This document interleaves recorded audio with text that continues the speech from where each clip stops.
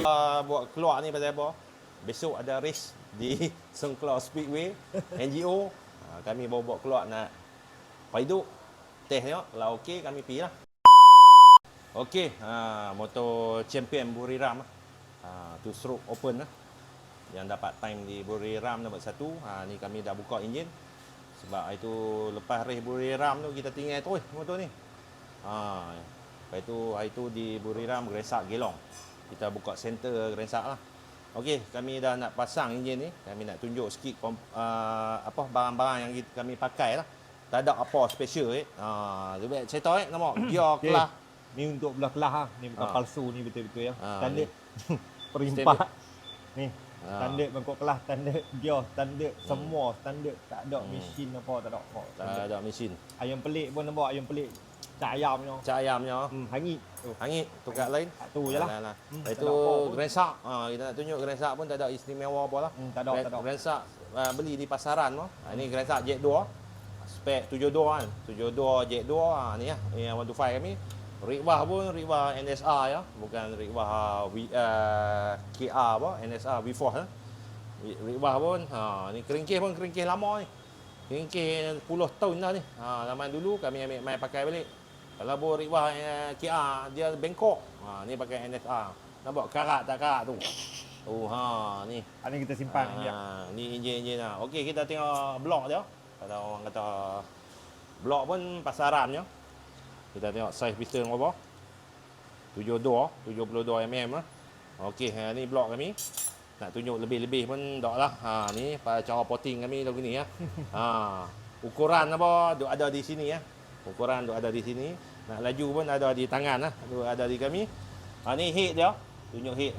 Head cover kuning lah. Tu, head kawah. Ni tunjuk. Tak ada orang buat Kami saja nak tunjuk. Kata ni motor 125 kata Pirih 61 Tak ada apa istimewa. Dia kelas apa standard. Barang-barang standard apa magnet lah. Cuba magnet peringat magnet mesin. Yang tu lah. Gearbox pun gearbox racing Gearbox racing biasa. Tak ada mesin pun. Bukan apa takut tak tahan kalau mesin. Yang ni lah enjin. Semua standard tak tahu dah. Semua standard. Semua scale Scale Scale dengan modal banyak benda nak kena test ni head dia hangpa boleh tengok potting block cuba kami tak abak potting angkat popo apa nak tengok flow dia. Mai dekat lanjar ni flow dah. Ni cara korek lanjar flow. Lagu ni tak ada apa istimewa. Blok biasa, blok di pasaran ada jual.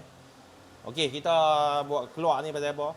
Besok ada race di Songkla Speedway NGO. Kami bawa keluar nak paiduk test tengok kalau okey kami pergi lah. Esok kami sampai NGO di Songkla Speedway. Kira two stroke. Two stroke piston 72 kami kekal piston 72. Apa lagi nak cakap? Tak ada apa nak tekan ni preparation untuk kita ke Songkla. Kalau ada rezeki kita sampai sana. Tapi kami macam biasa kami tak target menang tapi kami target podium. Target podium. Kami tak target menang tapi target nombor 1 lah. Besok kami sampai. Jumpa sana. Okey, tengok segi body macam biasa. Melengah macam dulu Tak ada cantik apa. Weight pun berat pun ada lagi. Yang ni pakai coil motor ni pakai coil. Body yang kita race di Buriram ni bawa nak basuh. Dan sebiji lagi kami R&D KR. Ni sahabat kita punya KR open. KR barrel.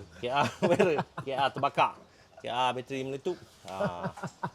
Ni kita cuba baru nak R&D. Target tu tak tahu lagi lagu mana. Tapi tak lama orang kita buat ni. Tak lama 2 hari lah. Saya campur dengan terbakar. Sari semua. Yang ni KR ni kita cuba tengok. Ini spek open. Ni sahabat kita, member kita. Motor kita try adjust sikit bagi dia. Ni pun tak lintas lagi.